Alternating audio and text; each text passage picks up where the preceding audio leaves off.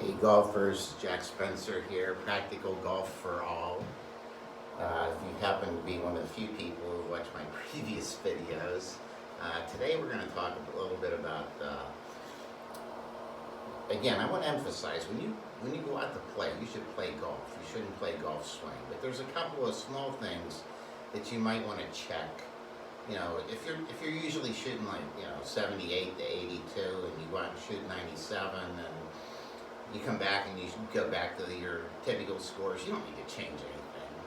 If you shoot 78 to 82 and you go out and shoot 10 rounds above 95, something's wrong. So people ask me today we're going to talk about the big boy, the driver. And, people ask me all the time, like, do adjustable drivers work? And yes, they will fine tune. You need to have a consistent swing. If your swing is not consistent, a driver adjusting will not correct significant faults, and you know that. And as far as your swing's concerned, like if you have to cut across the ball a little bit and do it all the time and hit a gentle fade or even a little bit of a slice, and that's your swing. I think Peter Kostis said, there is no one swing for everyone, but everyone has their own swing. So the tips that I gave earlier, especially about the shoulder turn, if you do that, you're pretty much going to be on plane. It'll keep your spine angle. I mean, people talk about spine angle and hip turn and all that stuff. If you just make sure that your shoulder turn is proper, you're pretty much going to be, maintain your spine angle and your swing will be on plane. So, the driver, they used to say putt for show, or drive for dough and putt for show, and that's still true. The guys you see playing on weekends are the guys that are, from 150 in, they're hitting it closer, they're taking, 23 to 25 putts or whatever per round, and imagine for you or I if we had a round where we took 23 putts instead of 33 or 35 or whatever. But in today's world, and everybody you want to be able to find your tee ball. You want to kind of know, standing on the tee, look, I'm going to hit a little gentle fade, I'm going to hit a little gentle slice, I'm going to hit a gentle draw, I'm going to hit it straight. And especially like higher swing speeds. You get up into higher swing speeds, a little bit off at the tee is a lot off down the course. So, a quick thing with this, because of the size of the heads of these new drivers, and I started playing in the 60s, with little persimmon-headed drivers and steel shafts. These things are huge compared to that. One thing you want to do is, with the big boy, you want to hit this on the upswing. Now you see these guys on long drive all the time. They're using like 3-degree drivers, but their launch angles are not 3 degrees.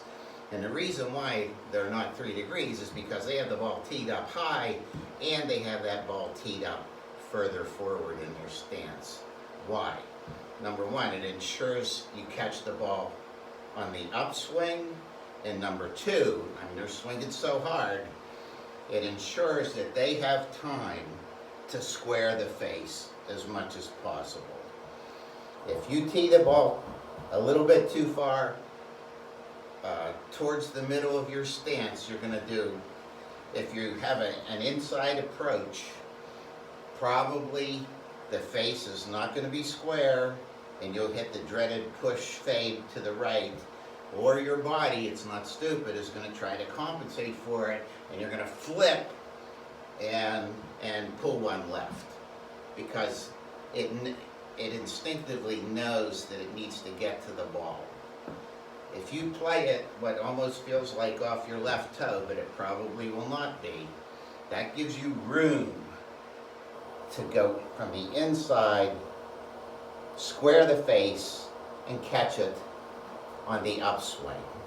Now I play a 10.5-degree lofted driver, ideal launch is 13 or 14 degrees, something like that. So I'm hitting up on it, a few degrees. but I'm not playing in long drive either. I'd like to be able to find my ball most of the time. So that's a real quick check on the course. Once again, if you're out playing, I would emphasize to play golf, not golf swing. But that's not changing anything. All that is changing your ball position a little bit. You can do the same thing with the bigger head. Some people say you should do a little bit stronger grip because the head's bigger. It'll help the face square more easily. Experiment with it a little bit. See what happens with it. And this next tip is going to be, I think, one of the best ones that I can give you. And this goes right to my thought about playing golf and not golf swing. When you stand over the ball, your eyes should be on the ball. Your mind should be on a target, whether it be a fairway bunker that you know you can't reach.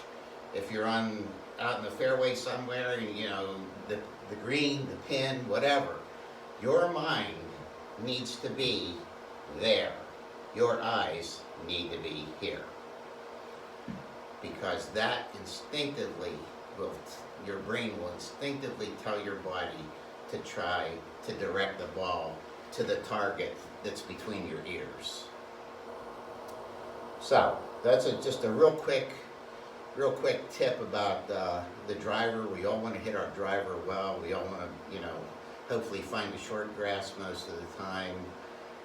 None of us are probably going to hit 6 or 7 fairways and shoot 68. So